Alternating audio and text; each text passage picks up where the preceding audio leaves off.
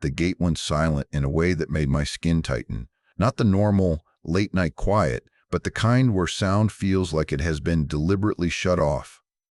No engines idling, no radio chatter, just the wind dragging grit across the concrete and the unmistakable click of a weapon being taken off safe somewhere behind me. I was 5 steps from the barrier, hands open, palms out, aware of every eye locked on my back. The standing order was simple and absolute. After lockdown, no one gets through. Not for rank, not for reasons, not for family. The guard on my left said my name under his breath. It was not a question. It was a warning. His fear reached me before my own did. Inside the booth, the duty officer was staring at his screen like it might start blinking back. I knew what had stopped him cold. I had seen it before. One line, a single sentence buried deep in my record that only mattered when everything else stopped working. The radio hissed once, then went dead. All I could hear was my own breathing inside the helmet, slow and heavy, the same way it sounded before patrols. If this went wrong, it would land on me. Subscribe to my channel, Lady Veteran Stories, for more real military stories, and tell me in the comments where you're watching from. I was a staff sergeant at the time, assigned to Redwood Valley Support Base in northern Nevada. The year was 2011. Most Americans had never heard of the place, and that was by design. You only ended up there if the Army sent you, or if you missed a highway exit and kept driving too long. It was a support installation, used for training cycles, temporary duty transfers, and units moving in and out of rotation. Nothing about it was impressive. Concrete, chain link, floodlights, and long stretches of empty land. Days were dry and dusty. Nights were cold enough to settle into your bones. The kind of place where rules mattered more than reputation. By then, I had been in the Army a little over 9 years. I enlisted when I was 19 years old, straight out of a town so small that everybody knew your last name before they learned your first. I did not join because of glory or adventure. I joined because I needed structure, a paycheck, and a way out. Over time, the Army shaped me into someone dependable. I had done 2 overseas rotations and 1 domestic disaster response mission before landing at Redwood Valley. I was not the best shot. I was not the loudest voice. I showed up on time, followed orders, and handled responsibility without complaint. That was enough to earn trust. Gate duty rotated like everything else. Nobody loved it, but everybody did it. That week, the roster put me on night shift because we were short-staffed and someone had gone out on emergency leave. It meant long hours standing under floodlights, checking credentials, logging entries, and fighting sleep with bad coffee and colder air. A few days earlier, Command had pushed down new standing orders after a security incident at another installation farther south. The details were vague on purpose. What mattered was the change. After lockdown, nobody entered or exited the base, no exceptions. No verbal authorizations, no favors. Everything had to be documented, verified, and approved through the chain of command. The words were clear. The tone was not flexible. Most nights followed the same pattern. A slow trickle of authorized vehicles early on, then nothing. You counted headlights in the distance. You listened to the wind move across the open ground. You checked your watch more than you needed to. It was boring in the way only military boredom can be, where you are exhausted but still alert because one mistake could cost you your career, or worse. That night started the same way. Quiet, routine. Just before midnight, the alert came down over the radio. Full lockdown. No context, no explanation. Just the order, delivered flat and professional. We acknowledged it, logged the time, and secured the gate according to procedure. Barriers locked, access points closed. Weapons status confirmed. After that, we waited. 10 minutes later, a single vehicle appeared on the access road. It was moving slow. Not cautious, not lost, just deliberate. The headlights were low, not flashing, not aggressive. No siren, no escort, no sense of urgency. That alone set my nerves on edge. People who rush the gate usually announce themselves in some way. People who are lost usually hesitate. This driver did neither. The vehicle rolled to a stop exactly where it was supposed to, like the driver already knew the layout. I felt the shift immediately. The guards around me straightened. One reached for the radio without being told. Another adjusted his stance, hand closer to his weapon. We were trained to notice small things. That was one of them. I stepped forward and raised my hand, signaling the driver to stay put. The barrier stayed down. Procedure was procedure. I told myself that as I walked closer, boots crunching softly on the gravel. The night felt heavier than it had a moment before. Not dangerous yet, just charged. I had no way of knowing then that this single vehicle, arriving 10 minutes after lockdown, was about to test every assumption I had about rules, responsibility, and what the Army really expects from the people it trusts to stand watch. The driver followed every instruction before I finished giving it. The vehicle stopped exactly at the painted line. Both hands stayed on the steering wheel. The window came down halfway, slow and controlled. No sudden movements. No attitude. She did not look scared or irritated. She looked worn down, like someone who had already been awake too long and expected to be awake longer. That bothered me more than nervousness ever did. Nervous people make mistakes. Tired people just keep going. Before I could ask for identification, she said my name. Hearing it spoken like that, calm and certain, sent a cold ripple through my chest. Not many people at that base knew my name, especially not strangers rolling up after lockdown. I asked how she knew it. She said she had read the duty roster before leaving her last stop. That answer made sense, but it did not make me feel better. Her identification checked out. United States Army. Rank of captain. Temporary duty orders attached, dated, and signed. The paperwork was clean, no smudges, no rushed handwriting, no missing stamps, her credentials scanned without error. Every green light came back green. Everything was in order. Everything except the time. Lockdown meant exactly what it said. No movement in or out, no discretion at the gate level. I told her that, keeping my voice steady, professional. She nodded once, like she had expected that response. She did not argue. She did not name drop. She did not raise her rank like a shield. She simply asked, politely, to speak with the duty officer. That request alone told me she understood the system. I signaled one of the guards to cover and stepped back to the booth to make the call. While I waited for the radio to connect, I watched the perimeter through the glass. The other guards had shifted without realizing it. Weight forward, shoulders tense, fingers resting close to triggers but not touching them. Everyone was alert now. Nobody wanted to be the one who made the wrong call. Gate incidents have a way of following you for the rest of your career.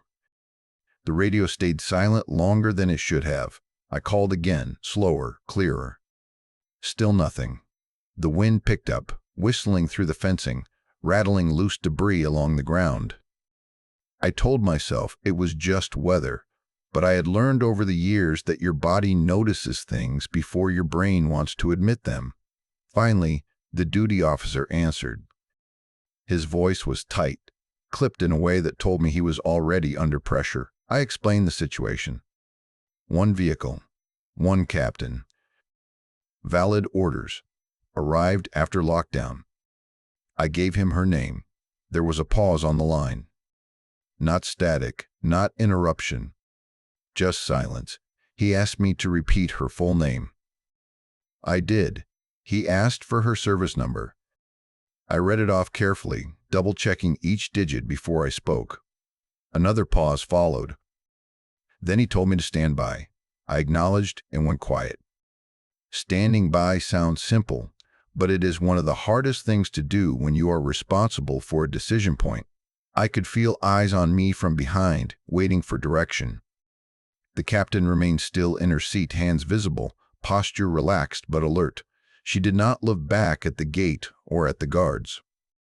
She looked straight ahead, like she was already somewhere else. The gate lights flickered once. Just a brief dip, barely noticeable, but enough to tighten every muscle in my body. Floodlights are supposed to be steady. Flickers mean power fluctuation, equipment failure, or bad timing. None of those are comforting explanations at a locked gate after midnight. I radioed the duty officer again to confirm instructions. He came back immediately this time. His tone had changed, slower, more careful. He asked me to escort the captain out of the main lane and hold her at the side barrier. Not through the gate, not turned away. Just off the primary access point. That was not standard procedure. I asked him to repeat the order. He did, word for word. I could hear another presence breathing on the line with him, someone else listening. Someone senior, maybe. Or legal. Or command. I stepped out of the booth and walked toward the vehicle again. The captain watched me approach, reading my face the way officers learn to do when something is shifting beneath the surface. I told her the instruction. She nodded and followed my directions exactly, pulling forward and to the side without hesitation. As she parked, she finally spoke again. "You already know why they are hesitating," she said quietly. It was not a challenge. It was not frustration. It was an acknowledgement. I did know. And in that moment, standing between a locked gate and a woman whose record carried weight beyond rank, I understood that this night was no longer about procedure alone. It was about what happens when the rules are clear, but the truth behind them is not. Time dragged in a way that made every second feel deliberate. The captain did not complain. She did not pace or check her watch. She stood beside her vehicle in the cold, hands visible, posture calm, like someone who understood that impatience would only make things worse. That kind of restraint carries its own authority. It presses on the people around it. The silence thickened, heavy enough that even the wind seemed careful moving through it. The duty officer came back on the line and repeated the instruction. Escort her to the side barrier. Hold her there. Do not clear her through. Do not turn her away. Just move her off the main lane. It was an order that lived in the gray space nobody likes to acknowledge, not written anywhere. Not trained, just spoken and expected to be followed. I asked for clarification even though I already knew what the answer would be. He repeated the order again, slower this time, choosing each word carefully. As he spoke, I could hear another presence breathing into the radio, close enough to the microphone that it picked up between syllables. Someone else was listening. Someone higher, or someone whose job was to decide who carried blame later. I acknowledged the order and lowered the radio.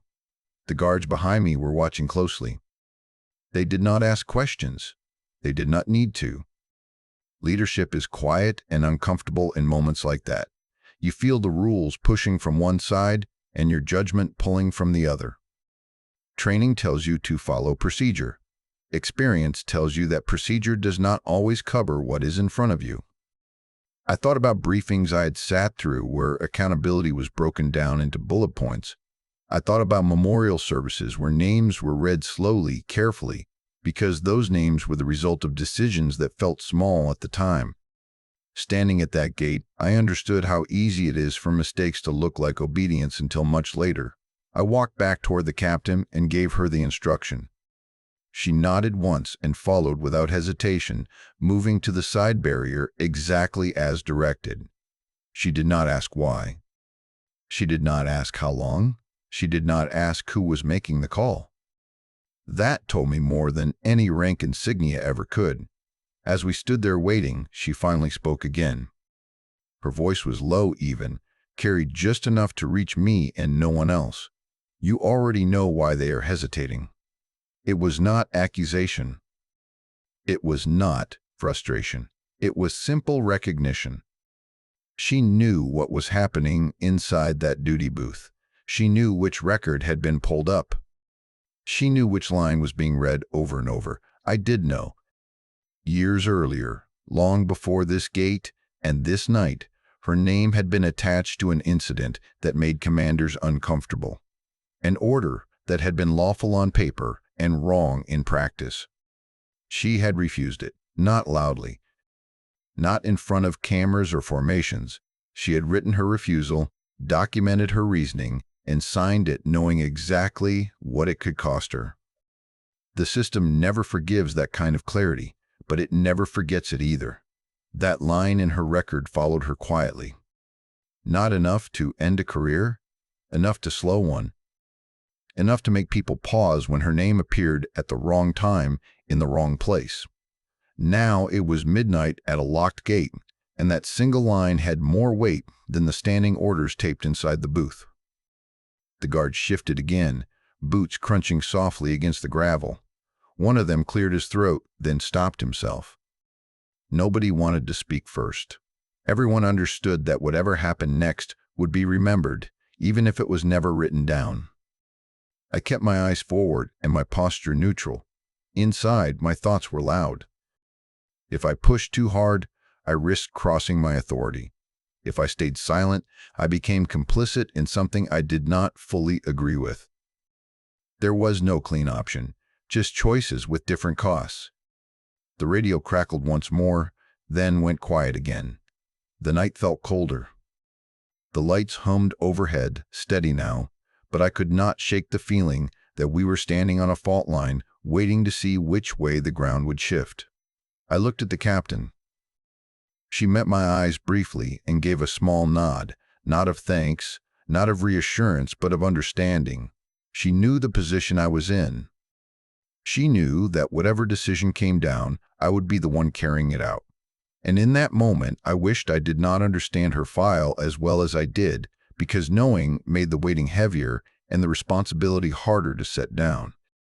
The line in her file was not a medal citation or a disciplinary mark. It was a quiet note, buried deep in an old deployment record from a place most people preferred to forget. It described a moment when an order had been lawful, properly issued, and completely wrong. The kind of order that looks clean in a report and ugly in the real world.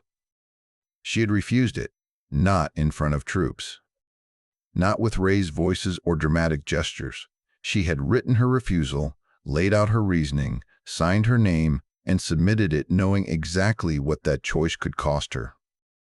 People expect consequences to be loud. Courts. Reprimands. Careers ending overnight. That was not what happened. Instead, she was reassigned. Watched closely, tested in ways that were never acknowledged on paper. Her performance was scrutinized harder than most. She was given responsibility without forgiveness, authority without trust. Over time, the same system that had tried to pressure her into compliance quietly adjusted around her, not because it admitted she was right, but because it could not afford to be wrong again. That line stayed in her record, not highlighted, not erased. It lived there like a fault marker, invisible until someone needed to know exactly where the ground might shift. Now, years later, that single sentence was the reason Redwood Valley Command could not treat her arrival like any other late-night inconvenience. Standing orders were written to eliminate hesitation. Precedent exists to explain why hesitation sometimes matters. When the two collide, someone has to decide which one carries more weight. The duty officer called me directly, bypassing the usual distance that rank creates. He asked me what I thought. That question told me more than anything else could have. If this were simple, he would not have asked. If this were routine, he would have issued a directive and moved on. By asking for my assessment, he was acknowledging that whatever decision came next would live longer than the night itself. I chose my words carefully. I said she was not a threat. I said her behavior at the gate had been compliant, professional, and transparent. I said that denying her entry might satisfy the written order, but it would violate the intent behind it. The order existed to prevent risk. Everything I had seen told me she was there to reduce it. There was a long silence after I finished. Not the kind caused by static or dropped signal. The kind where people are thinking, weighing consequences they would rather not own. I stared at the barrier while I waited, watching my breath fog the air. Then a new voice came over the radio. It was calm, older, measured. Someone accustomed to making decisions that would never be attributed to them publicly. The voice did not introduce itself. It did not need to. It told me to stand by and maintain current posture until further instruction. I acknowledged and clipped the radio back to my vest. Standing by felt heavier now. I knew the file had been escalated. I knew multiple screens were open in multiple offices. Somewhere, people were rereading that old note, arguing quietly about risk, responsibility, and optics. Out by the side barrier, the captain waited without shifting her stance. She did not ask for updates. She did not press. She understood what was happening behind the scenes because she had lived inside that process before. Her patience was not passive. It was practiced. Behind me, the guards stayed silent. Nobody joked. Nobody complained. The air felt tight, like the moment before a storm that never quite breaks. Every choice had narrowed to a single question that nobody wanted to say out loud. Do we trust the rules more than the people we put in uniform? I did not know which way command would land. I only knew that whatever they decided, the responsibility would move downhill fast. It would arrive at the gate in the form of a simple order, and I would be the one expected to carry it out without hesitation. As I stood there, radio quiet, barrier locked, I realized that the line in her file was no longer just about her. It was about whether the Army still knew how to recognize the difference between obedience and judgment when it mattered most. Time stopped behaving normally. Seconds stretched thin, then piled on top of each other until I lost track of how long we had been standing there. The captain faced forward, eyes fixed on nothing in particular, like she was bracing for an outcome she had already imagined. I watched frost begin to form along the metal rail of the barrier, a pale line creeping outward with the cold. Inside my gloves, my fingers ached and went numb, but I did not move them. Movement felt like it might tip something out of balance. Every possible outcome played through my head, one after another. None of them ended clean. If command cleared her through and something went wrong inside the wire, the blame would land on me first. The gate, the shift, the name on the log. If they turned her away and she failed to stop whatever had brought her there, that weight would still settle on my shoulders, even if it never showed up in writing. Responsibility in the Army has a way of finding you whether you accept it or not. The wind died down, leaving the night unnaturally still. The guards held their positions without being told. No one spoke. Even the base seemed to be holding its breath. Then the radio crackled. The voice that came through was steady and deliberate, each word placed with care. The order was short but precise. Standing orders were to be reversed for this individual only. The exception was immediate and limited in scope. Full documentation was required. I was to escort her personally through the gate and deliver her to the designated office without deviation. I repeated the order back slowly, making sure there was no room for misunderstanding. My voice sounded calm, but my chest felt tight. The acknowledgement came back clean. No hesitation, no qualifiers. The decision had been made. I turned toward the gate and signaled the control booth. The motor kicked in with a low mechanical whine that cut through the silence like a blade. Every guard stiffened at once, shoulders squared, eyes scanning for movement that did not belong. We had all heard stories about gates opening at the wrong time for the wrong reasons. This felt different, but training does not care about feelings. The barrier began to lift. I watched the mechanism closely, half expecting a shout, a siren, or the sharp report of gunfire that would mean everything had gone wrong. Nothing happened. The lights stayed steady. The perimeter remained quiet. The night accepted the decision without protest. I walked to the captain and gave her the instruction to proceed. She nodded, a small release of tension passing through her shoulders, but she did not smile. This was not a victory. It was permission to do what she had come to do. As she drove forward, I walked beside the vehicle, eyes up, radio in hand, escorting her through the open gate. The guards tracked us as we passed, their expressions serious, focused. Nobody relaxed. Not yet. Once we were inside, the barrier lowered behind us with a heavy finality.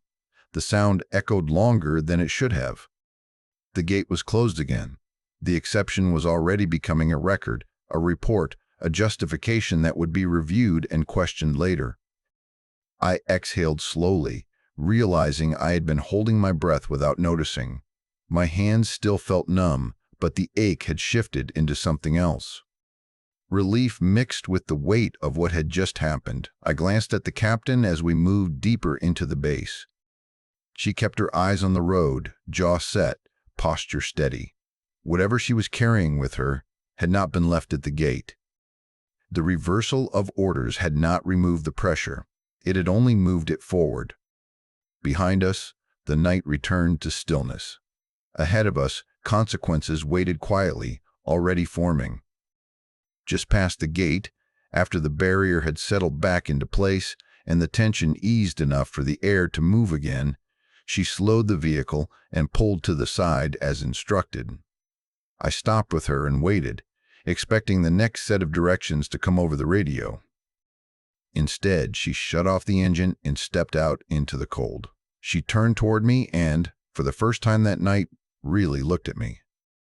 Not the way officers scan uniforms or assess posture, but the way someone looks when they are measuring the person, not the rank. Her face was tired, lined with the kind of fatigue that does not come from long hours alone. She thanked me quietly, not for opening the gate, not for making an exception. She thanked me for doing my job the right way. That distinction stayed with me. I had not thought of what I was doing as anything other than my responsibility, but hearing it framed that way made it heavier and lighter at the same time. She nodded once more, climbed back into the vehicle, and drove off toward headquarters without another word. I did not learn the reason for her visit until much later, and even then only in pieces. It was not something discussed openly. She had not come for convenience or personal authority. She had come because something was about to happen that should not. A decision was moving through channels too fast, built on incomplete information and reinforced by momentum. The kind of situation where no one intends harm, but harm happens anyway. Her arrival disrupted that momentum. Quietly, by being present, by asking the right questions in closed rooms, by reminding people of consequences they preferred not to think about in the middle of the night. Whatever had been planned never made it past discussion. No alert went out. No report was filed about what did not occur. That is how real leadership often works. Not through displays or recognition, but through absence, nothing to point to. Nothing to celebrate. Just a line in a log that leads nowhere because the event itself never existed. When my shift ended, the sky was starting to lighten at the horizon. The guards rotated out.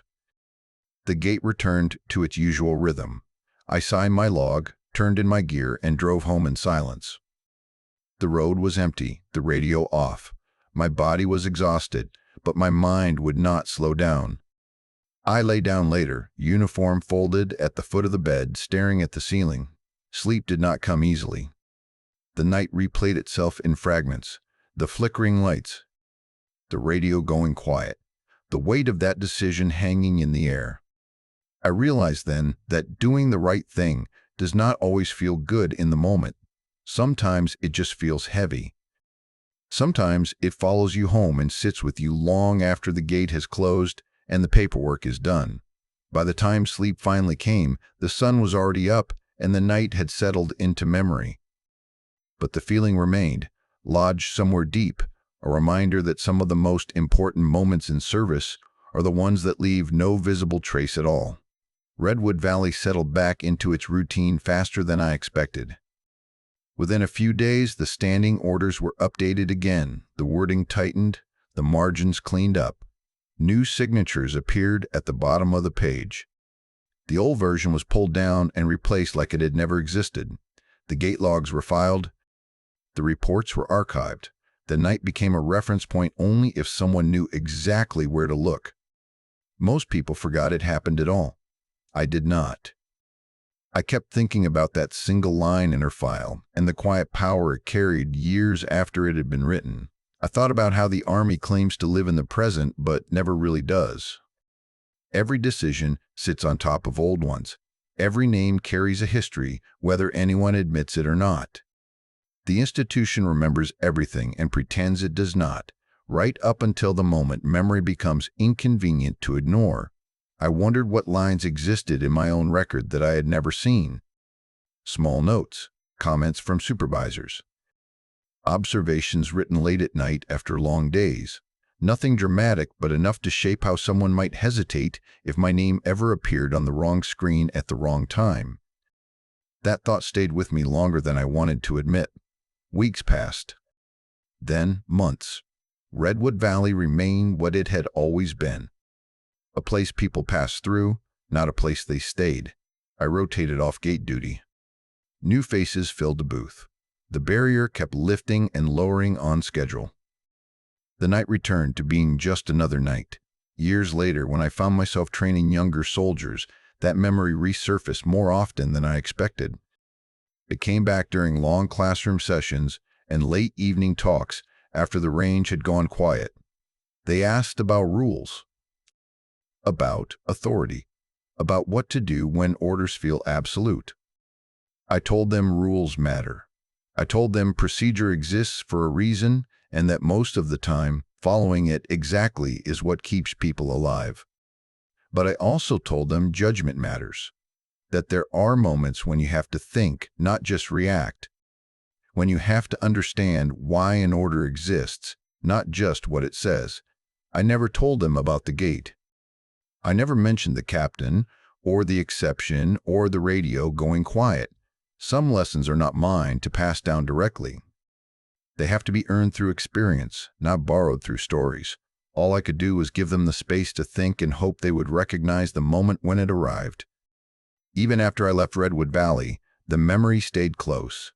It surfaced during inspections when silence stretched too long, during night watches when the air felt heavier than it should, during pauses in conversation when nobody wanted to be the first to speak. Silence has a texture. Once you have felt it carry responsibility, you notice it more. You respect it. I learned that night that the most dangerous moments are not always loud or chaotic. Sometimes they are calm, procedural, and perfectly legal.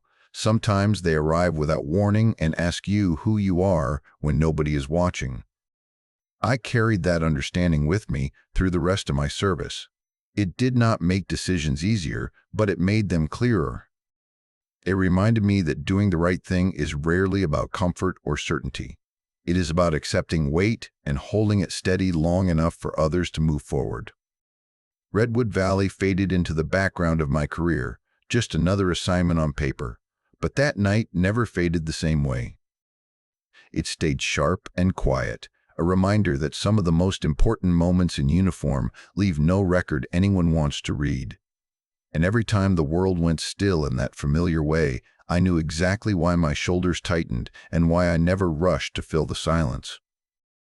Most people imagine the Army as constant motion and noise, boots on pavement, engines running, orders shouted until they stick.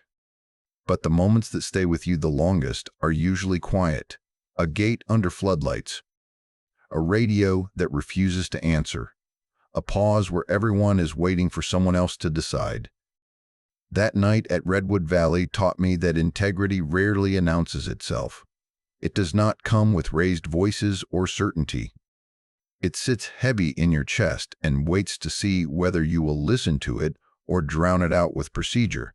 Sometimes doing your job right feels less like action and more like restraint. I never saw that captain again. I do not know where her path led after that night or how many other doors she had to stand in front of. I only know that a single line in her file carried more truth than a dozen printed orders when it mattered most.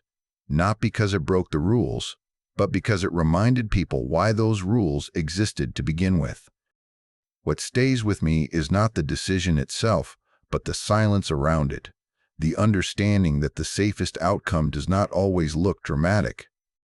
Sometimes, the best result is that nothing happens at all. No alerts, no reports, no names added to lists that should never grow longer.